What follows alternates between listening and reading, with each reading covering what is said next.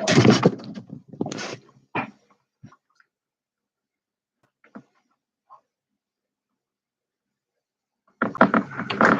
everybody. My name is Dennis Levin. I'm continuing our Bible study from home. We're doing Numbers chapters 13 and 14 today. And I wanted to, we had some technical problems at the church. Evidently, our band is not broad enough. So the thing just kind of cut out. So I'm going to pick it up where we were. And hopefully it's not going to be too discombobulating for everybody. We'll see what happens here. Anyway, the spies have reported, and they've reported that the towns that they've encountered are walled cities. And so that implies that these are bad neighborhoods. And they're bad neighborhoods for a couple of reasons. One of them is that their neighbors are bad. And the other one is that either the Egyptians or the Hittites will use that area as a passage to get at one another. The two most powerful military empires in that region are the Hittites and the Egyptians, and they don't like each other. They have already fought a big battle on the plains of Megiddo, and so when they pass through these territories, the people who live there want to defend themselves as much as possible. So they're going to have not just walled cities, but they're going to have treaties with the Egyptians or the Hittites. So that in the event that they get besieged, that the Hittites or the Egyptians are going to come to their rescue. Right now, it doesn't look so good for the Egyptians. They've lost their armor, their armored division, which would be their charioteers. They were killed in the crossing of the Sea of Reeds. So, excuse me. So it's a problem for the Egyptians. And they've noted that the people who live in this region are not only prosperous, but they are also people who have resources. The Canaanites, for instance, are the descendants, ostensibly, of Noah's youngest son, Ham, who cursed them because Ham walked in on Noah naked and drunk. And Noah took umbrage at that and cursed. He couldn't curse Ham because Ham was blessed by God, so he cursed Canaan, his son. And so the Canaanites were basically persona non grata as far as the Israelites are concerned. The Canaanites, though, were some of the wealthiest people in that region. They were people from the Aegean area. They were traders. They had ships. They traded all over the Mediterranean, and they had the access to the latest technology. They could get technology from the Hittites. They could get technology from the Egyptians. They could get it from the Greeks. They could get it from anywhere in that area. So these people had resources, and they lived in the hill country. So that makes it even more difficult for them to be annihilated. So there are a lot of questions about whether or not this is going to be a profitable venture in entering the promised land. So what I wanted to emphasize, though, is that the spies, none of the spies lied. They did not give a false report. They reported what they saw, and on the one hand, Caleb and Joshua saw land flowing with milk and honey, just like God had said. On the other hand, the other people also saw a land of milk and honey, but they saw a land full of walled cities and giants, and they thought this is probably not going to be a good thing to do. So they gave their report and their opinion. And when the people heard it, they revolted. They had a mutiny. They were going to stone Moses to death, and they were going to elect a new captain, and they were going to go back to Egypt. So there.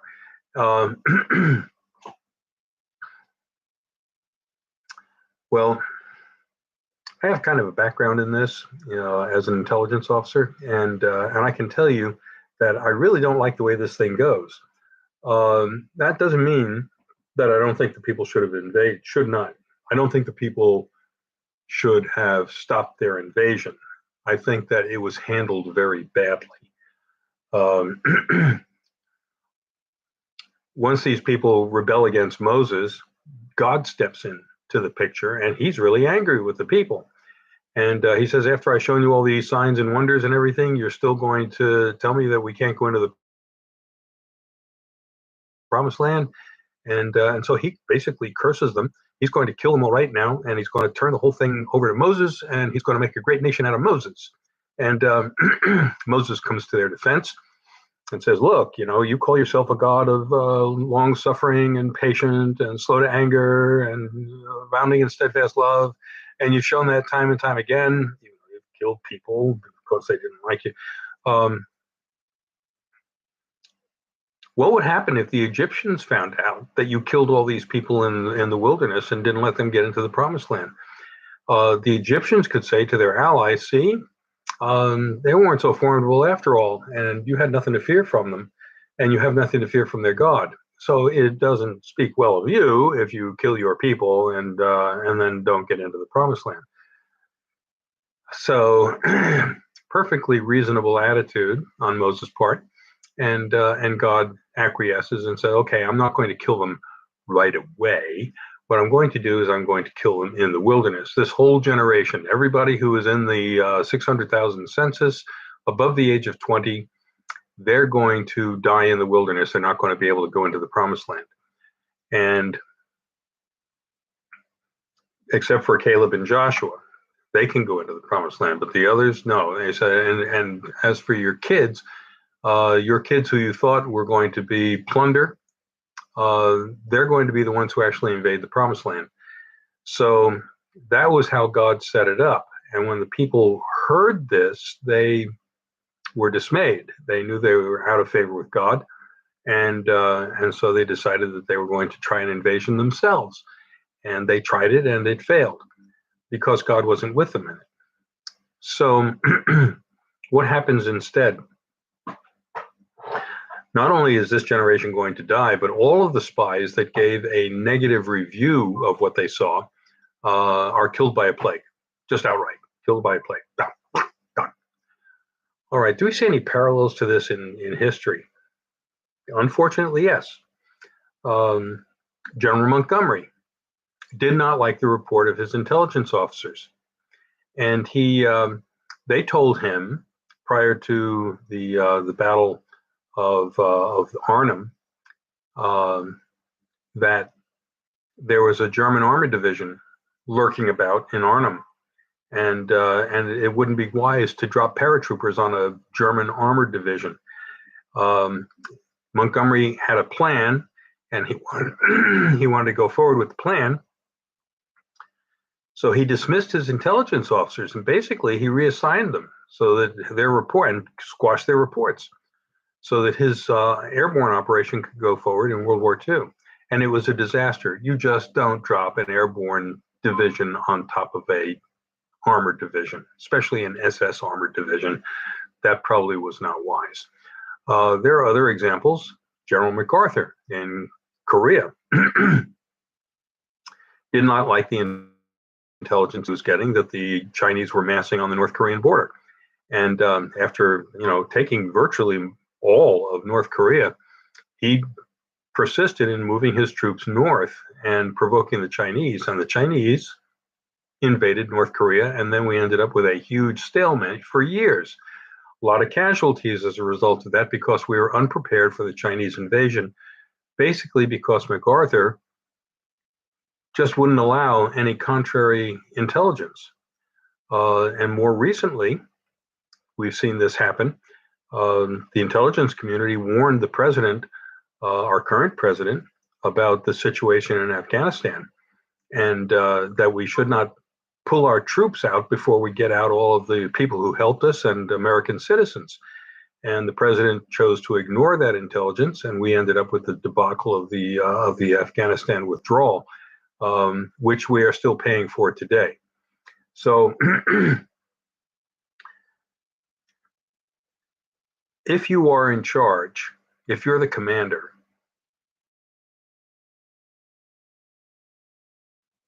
it doesn't do for you to ignore the intelligence when the intelligence is negative. And basically, that's all God is doing. He's just dismissing the intelligence. and killing the people who brought the intelligence to him. He's acting a lot like Stalin did prior to World War II. The Germans, very clever, had a diplomat in Switzerland, and the diplomat and this is after the Russians and the Germans had signed a non-aggression treaty with each other, brought a report to Stalin that there was going to be a military coup against Stalin, and that he was getting bad intelligence. Stalin, because he was paranoid and because he trusted the Germans, he basically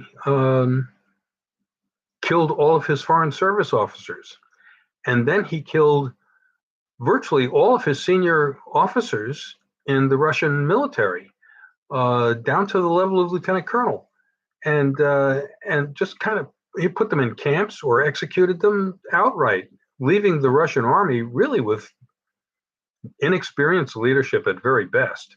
And when the Germans did invade, they didn't have very much of a problem walking over the Russian army, because the Russian army basically was being led by amateurs. So here God is killing the people who have scouted the land. Now, they may have recommended that the invasion not take place, but still, these are the people who know the lay of the land. They don't have maps. There are no maps. So who are you going to rely on? Well, you're going to rely on your scouts. And he kills them all. Doesn't make sense. And then he wants to kill all the people. Now, these are the actions of a God who is a narcissist and a dictator. And I'm not saying that God is that, but I'm saying that's the way God is portrayed in the story. And he's like the mafia don. He didn't get any respect, and so he's going to kill everybody who didn't give him any respect. Well, sometimes just because you're given a bad report doesn't mean you're disrespectful. It just means that it's a bad report. And you shouldn't kill the messenger. You might need that messenger. Who else are you going to get to go out and scout for you if you go killing everybody that brings back a negative report? So what this means is that the next time they send out scouts, they can only bring in positive information. They can only say, "Oh, everything's going to be fine. We're not up in any jeopardy at all in this invasion, so don't worry about it." And basically, God is saying that, yeah, you're not in any jeopardy. You got me, and okay, fine. But this is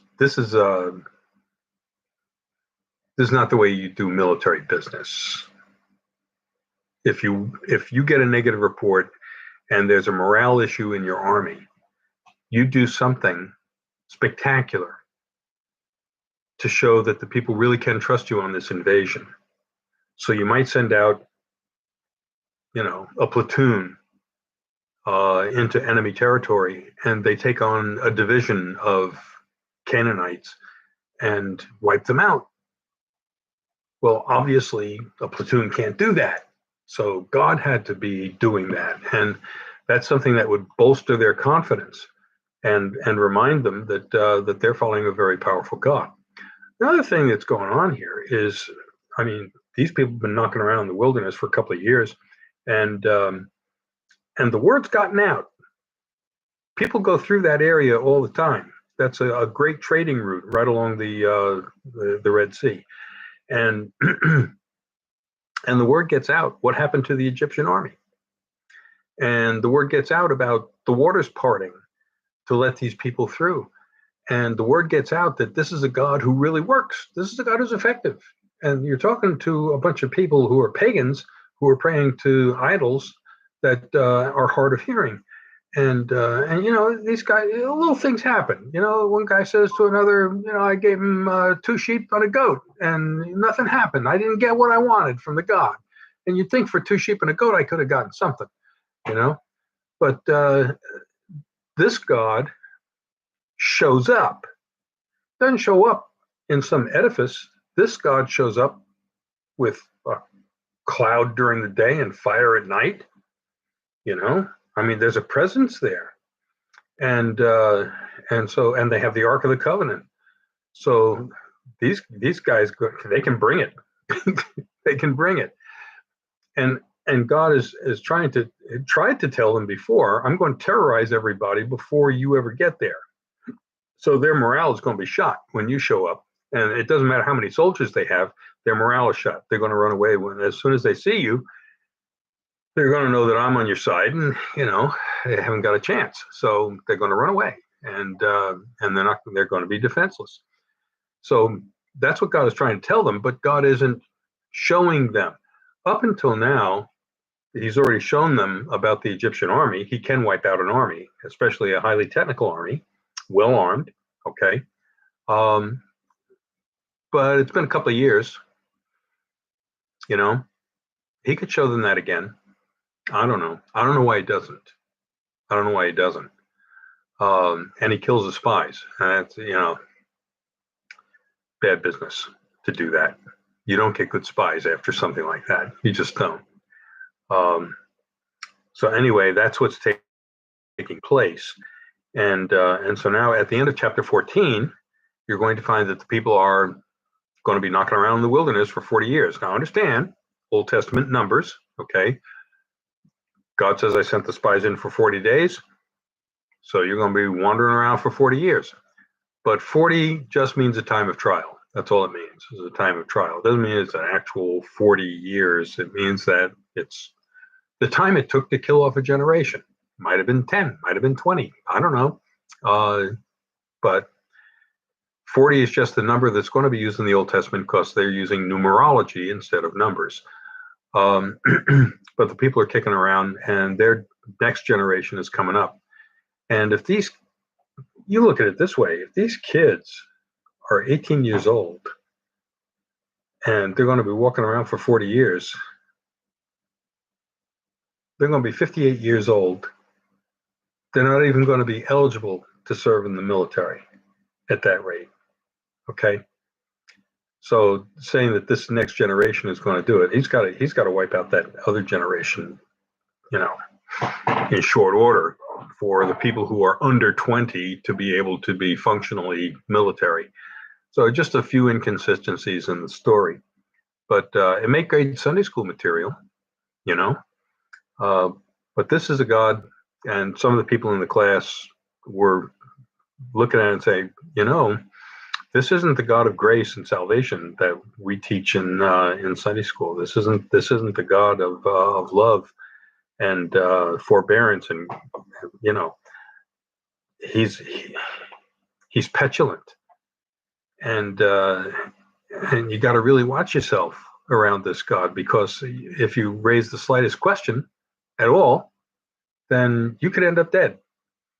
And yet on the converse side, later on in the Old Testament, you're going to have the book of Lamentations that questions God all the time. You're going to have the book of Job that questions God all the time. And the book of Job is older than the Pentateuch. So, these questions have been around. Can you get angry at God? Can you get mad at God? Can you be disappointed in God? Can you challenge God and get away with it? Yes. Yes. But not in this story. Okay?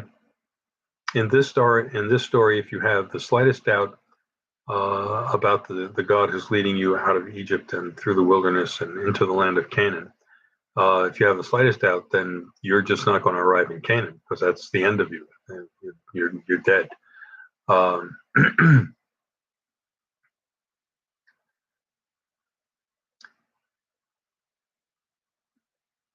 just wanted to bring out some of the things. You don't get this in the Sunday school lesson. In the Sunday school lesson, it's of course the people are going to wander around for 40 years. Of course they're all going to die because they were disrespectful and da da da da da da. Why is this story written this way? Why is God portrayed the way he is in this story? Which is not a nice portrayal of God. Okay? God is portrayed in this style because this is a This is a document that is designed to impress the king of Persia, to let the king of Persia know that the people have been promised this land, and anybody who stands in the way of that is putting themselves in jeopardy of a god who could wipe out an Egyptian army in one fell swoop. So the story wasn't written for Sunday school. The story was written for the king of Persia, so that the king of Persia would allow the people with all their loot to go back to the promised land and reestablish themselves as the people of God in that area. And you just don't mess with this God. This God is pretty tough, and he's obviously done some things that people have noticed. On the other hand, we have idols all around here, and we're not really sure that these idols have really performed the way they've been sold. So this God works. Better not mess with him. Better send the people back to the promised land. Don't be like Pharaoh. Don't be hard-hearted. Don't be like the people who stand in the way, who are cursed, and end up being annihilated.